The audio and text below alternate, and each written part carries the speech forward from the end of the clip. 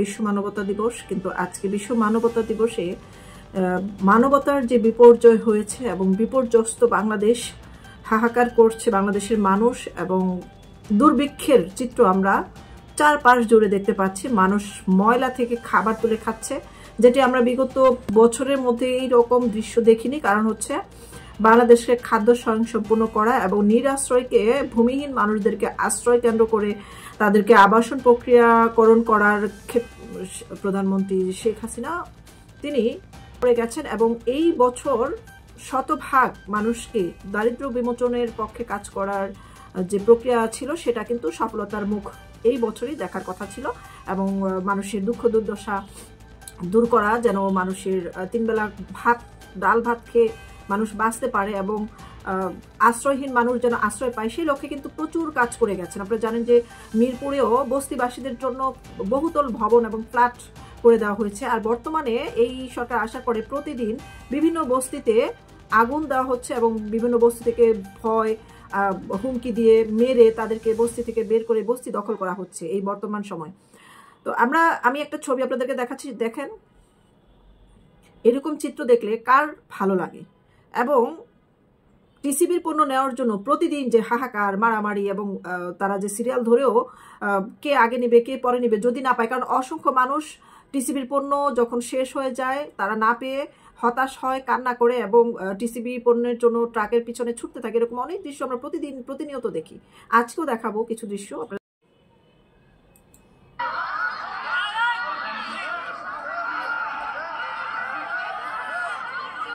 দেখবেন।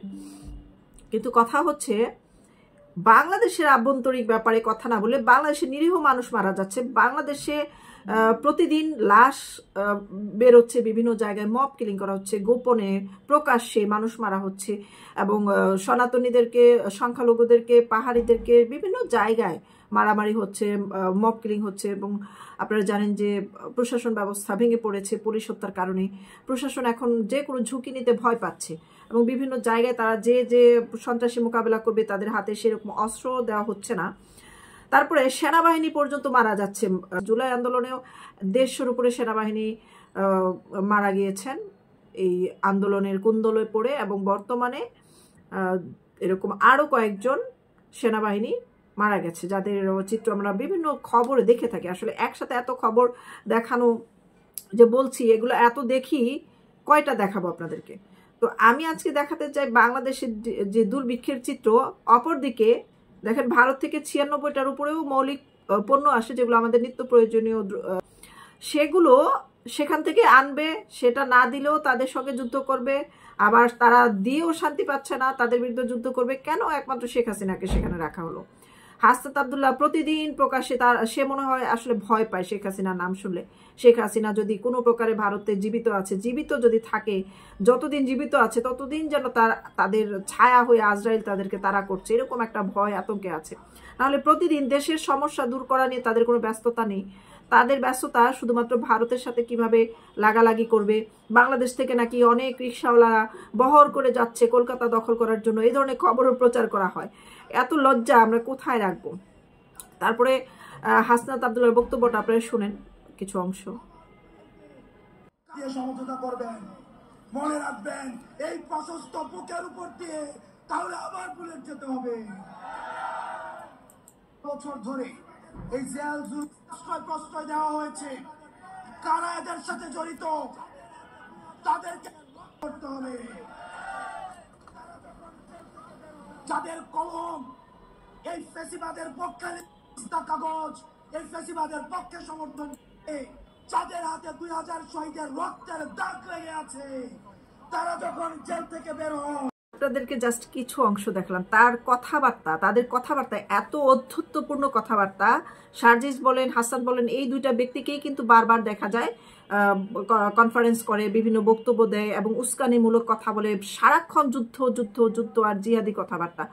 আপনারা একটু অ্যানালাইসিস করে দেখেন, এরা কি সুস্থ আছে আদৌ? এরা এইসব কি বলে? ফ্যাসিস্ট সরকার। ফ্যাসিস্ট কাকে বলে? ফ্যাসিস্টের অর্থ তারা জানে? এই যে বর্তমানে ডক্টর ইউনূস যা যা করছে এটাকে বলে ফেসিস্ট। আমি ক্ষমতায় আছি, আমি যা খুশি তা করব, বিচার বিভাগ তার নিয়ন্ত্রণে, পুলিশ বিভাগ তার নিয়ন্ত্রণে। এবং পুলিশ বিভাগ কিন্তু স্বাধীনতা চেয়েছিল যে আমরা স্বাধীনভাবে কাজ করতে চাই, আমরা আগে যেই প্রক্রিয়াধীন ছিলাম, আমরা হুকুমের গোলাম, আমরা অনেক ভাবে ক্ষতিগ্রস্ত হয়েছি, আমরা আর সেভাবে থাকতে চাই না। সেই জন্য কিন্তু 2 জনকে বিদ্রোহী ঘোষণা করে জেলে ভরা হয়েছে। আবার বলতেছে পুলিশ ভাইদেরকে কারা ব্যবহার করেছে। এখন তারা কি করছে? এখন তারা পুলিশকে ইঁদুর বানিয়ে রাখলো, আর প্রতিদিন তারা সিকিউরিটি পাওয়ার জন্য বাড়তি, মানে প্রাইম মিনিস্টার সিকিউরিটি পাওয়ার জন্য প্রতিদিন তারা বিভিন্ন আক্রমণের গুজব অপপ্রচার করে যে তাদেরকে নাকি কারা মেরে ফেলতে চায়। যদি এরকমই হয়, মৃত্যুকে ভয় পায়, তাহলে আন্দোলন করার কি দরকার? তারা নাকি মৃত্যুকে ভয় পায় না? তাহলে প্রতিদিন কিসের জিডি করে, প্রতিদিন কিসের হুঙ্কার দেয় এবং গুজব অপপ্রচার করে মানুষের সিম্পেথি পাওয়ার জন্য? দেশের মানুষ যে না খেয়ে মরছে সেদিকে তাদের কোনো খেয়াল নেই। তারা কি আসলে দেশ চালাতে আসছে, নাকি এই দেশটাকে ধ্বংস করতে আসছে? এই দেশের মানুষকে দুর্ভিক্ষের চিত্র কি বলে? তারা তো এই দেশের মানুষকে না খাইয়ে মারতে আসছে। কাজকর্ম, মিল ফ্যাক্টরি, সব গার্মেন্টস বন্ধ করে, সমস্ত কিছু ভঙ্গুর করে বাংলাদেশের লক্ষ লক্ষ কোটি কোটি মানুষকে কর্মহীন করে ফেলেছে। এখন তারা এই যে সারাক্ষণ মানুষের রক্তচোষা কথাবার্তা বলে, এগুলো কতটুকু যৌক্তিক? আর তাদের সামনে শেয়াল কুকুরগুলো কারা বসে থাকে, বসে হই হই হই হই করে। আমি বুঝি না তাদের কি মাথায় ঘিলু আছে কি নাই।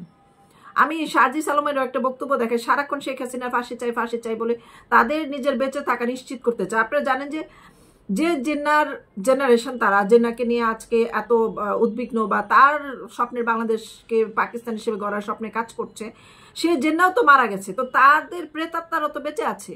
তা আজকে শেখ হাসিনা ফাঁসি দিলে বা মারা গেলে শেখ হাসিনার কি শিষ্যরা এই পৃথিবীতে থাকবে না?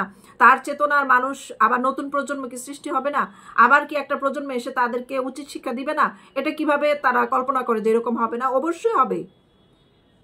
সূর্যের আলো যেরকম কেউ ঢেকে রাখতে পারে না, সেরকম করে সত্য এবং ন্যায়কে কেউ ভেঙে দিতে পারে না। আমি আপনাদেরকে সার্জিস আলমের বক্তব্যটাও শোনাই। আমার টাঙ্গাইলের হাজারো এবং চিত্রের মধ্যে এগুলো হচ্ছে কয়েকটি চিত্র। বিগত 16 বছর ধরে এই দেশে খুনি হাসিনা এই দেশের মানুষকে, জনগণকে বিভিন্ন ট্যাগ দিয়ে, বিভিন্ন রাজনৈতিক নাম দিয়ে, বিভিন্ন মতাদর্শের নাম দিয়ে যেভাবে খুন করেছে, যেভাবে জেলে দিয়েছে, যেভাবে মামলা দিয়েছে, হয়রানি করেছে, তা আমরা এখনই ভুলতে বসেছি।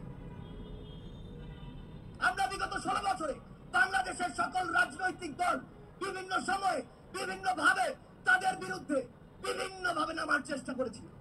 আমরা কি সফল হয়েছিলাম? বিগত 16 বছরে যখন আমরা এককভাবে বিভিন্ন ব্যানার নিয়ে রাজপথে ওই খুনির বিরুদ্ধে নেমেছি, আমরা কিন্তু সফল হইনি। ওই খুনি হাসিনা বিগত 16 বছরে আপনাদের এই প্রতিষ্ঠানটিকে টিস্যুর মতো ব্যবহার করেছিল। যখন প্রয়োজন হয়েছে, যেভাবে প্রয়োজন হয়েছে, আপনাদেরকে ইউজ করেছে।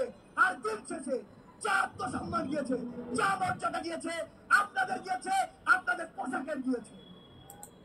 তখন যখন বাংলাদেশ সেনাবাহিনী তাদের জায়গা থেকে ওই তাদের পাশে দাঁড়ায়নি, প্রতিবাদটি করেনি, তখন তাদের অনেকেই প্রশ্নটা করে যে আসলে তারা এইভাবে কথা বলে কেন, তাদের গলার স্বর এরকম কেন, তাদের মানে কণ্ঠ এরকম কেন, তারা কি উচ্চ ক্ষমতা সম্পন্ন মাদক ব্যবহার করে কিনা, এবং তাদের চোখ সবসময় লাল থাকে কেন, তাদের চেহারাও ভালো হয়ে গেছে, তারা নাকি ঘুমায় না, তারা সুস্থ থাকে কিভাবে? এইগুলো কি কোনো সুস্থ স্বাভাবিক মানুষের কথা? তারা কাকে খুনি হাসিনা বলতেছে? ব্রেনের ভিতরে সেট করে দিচ্ছে মানুষের মস্তিষ্কে, মানুষ যেন সেইভাবেই তাকে উপস্থাপন করে। শেখ হাসিনা যদি খুনি হয় তাহলে ডক্টর ইউনূস কি? সে তো মব কিলিং করাচ্ছে, আইনের তোয়াক্কা করছে না, আইনের মাকে দাফন করে দিচ্ছে। তাহলে এই যে আইনের মাকে দাফন করে দিল, সেই দাফন করে কি উদাহরণ সৃষ্টি করলো যে তিনি খুব দয়ালু, খুব মানবিক? একটা মানবিক কাজের উদাহরণ দিয়ে দেখাতো, একটা মানবিক কাজের আলোচনাই করব না।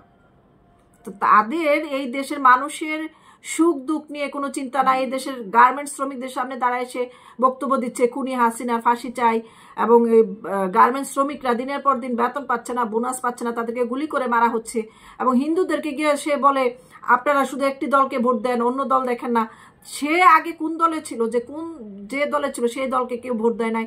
সে আওয়ামী লীগ দলেরই ছিল, ছাত্রলীগেরই ছিল। সে নিজে বলতো আমার বঙ্গবন্ধু, আমার এই আমার সেই। কই আজকে তার বঙ্গবন্ধুর উপরেই সে বসে পেশাব করে, তো জনগণকে আগে জানতো যে সে আজকে বঙ্গবন্ধুর মাথায় বসে পেশাব করবে? তার দিক নির্দেশনা অনুযায়ী আগে কেন মানুষ চলেনি? তার দিক নির্দেশনা কি ছিল? তার দিক নির্দেশনা তো কিছু ছিল না, সে তো ছাত্রলীগেরই ছিল। তাহলে তার চেয়ে বড় ফেসিবাদ, তাদের চেয়ে বড় সন্ত্রাসী এই বাংলাদেশে আর কে হতে পারে? প্রতিদিন যে হত্যা হচ্ছে, মিথ্যা মামলা হচ্ছে, চাঁদাবাজি হচ্ছে, সে বিষয়ে তাদের কোনো বক্তব্য নেই।